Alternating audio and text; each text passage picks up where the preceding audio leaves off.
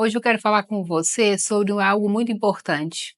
Algoritmo do fracasso. Você já ouviu falar sobre isso? O que é isso? A gente pode definir o algoritmo do fracasso como padrões de informações sociais que às vezes a gente segue e que deixa a gente muito preso naquele olhar. E quando a gente vai, aí eu vou te trazer um exemplo, as redes sociais, né, que a gente está comentando aqui, ela traz ali a maneira dela ver e você se prende naquela maneira aonde que você vai desconstruindo você mesmo. Isso é o algoritmo do fracasso. Quando você se familiariza, mas ao mesmo tempo você é como se você estivesse rodeando em círculos. Porque se você for avaliar, você está muito no automático. Porque eu estou me prendendo só naquilo que eu estou vendo. E eu estou esquecendo de olhar para mim se isso realmente é meu, se isso faz parte de mim, se isso me pertence. Entra a comparação. Então, por isso que a gente costuma falar que isso é um algoritmo do fracasso. Como eu devo olhar para tudo isso? De que maneira que eu devo olhar? E aí, como eu coloquei, a gente parece que fica rodeando em círculo, acreditando que a gente está sob controle. E, na verdade, a gente está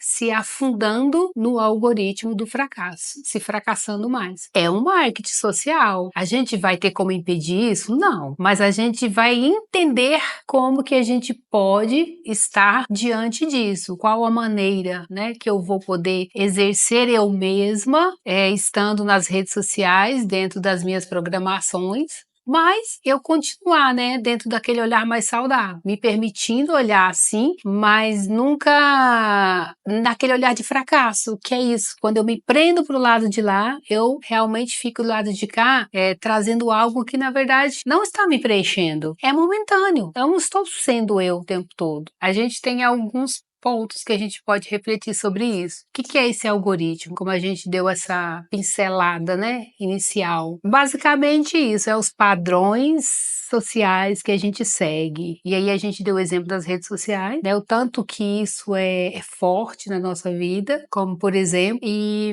a maneira que a gente se compara com os outros o tempo todo. O olhar de comparação nunca foi saudável. Isso é uma característica nossa. Nós somos seres humanos que precisamos olhar e aprender, mas nunca acreditando que precisa ser da mesma forma e da mesma maneira, porque senão a gente está sempre comparando em excesso, em demasia, e aí isso é prejudicial. É aonde que entra o fracasso que a gente fala, né? O algoritmo do fracasso entra aí. A gente já é automaticamente, vou colocar padronizado, a gente aprendeu desde a infância a criar essa realidade externa. Isso não é ruim, é porque a gente precisa disso para poder sobreviver, né? Ganhando essa capacidade de entender, de viver. Mas aí a gente vai também, com o passar do desenvolvimento, entendendo até onde e de que maneira eu posso fazer isso, estar comigo. Porque quando a gente vai ganhando esses aprendizados, a gente vai desconstruindo aquilo que é nosso próprio. Aí a gente pode dar como exemplo a criança. O tanto que a criança é tão verdadeira e tão pura, que às vezes elas, assim, num olhar de alguns, elas como se elas estivessem fazendo a gente passar vergonha, mas não é, ela só está sendo sincera. É a sua essência. Você precisa perceber que ela tem que estar ali com você. E se ela não estiver ali, você está muito preso dentro de um padrão muito rígido. E isso precisa ser sempre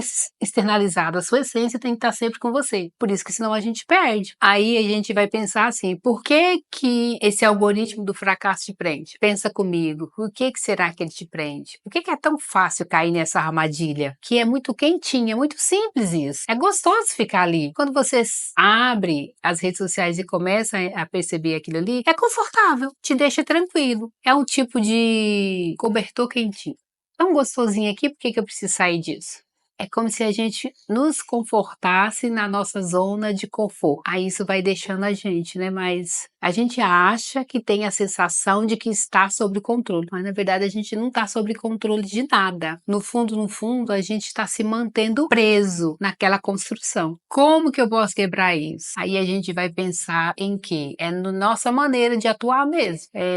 Eu preciso reconhecer primeiro o meu padrão comportamental. Eu preciso perceber como que é o meu ciclo, como que eu estou vivenciando? Como que a minha vida está, né? Que ciclo que essa vida está seguindo? O que que eu estou fazendo no meu dia? Como que eu estou vivenciando o meu dia? Para onde eu estou me conduzindo? De que maneira que eu estou me conduzindo? Porque quando eu falo para onde e de que maneira são palavras diferentes, né? Para mim, tudo é organização. As perguntas, elas são muito importantes quando a gente faz para a gente mesmo. Isso é o começo. Você vai conseguindo quebrar isso, ganhando essa consciência, percebendo, fazendo atuação, para essa mente entender que eu estou atuando, eu estou atuando, eu estou atuando. Atuando, o que eu falo é ação. Eu vou fazendo, aos pouquinhos. E aí eu vou usar até o nome de uma autora que ela fala assim, Cristina Cairo. Ela fala que todos os dias a gente precisa sair dessa zona, e aí eu uso o termo que ela usa. Não é zona de conforto, é zona de cocô.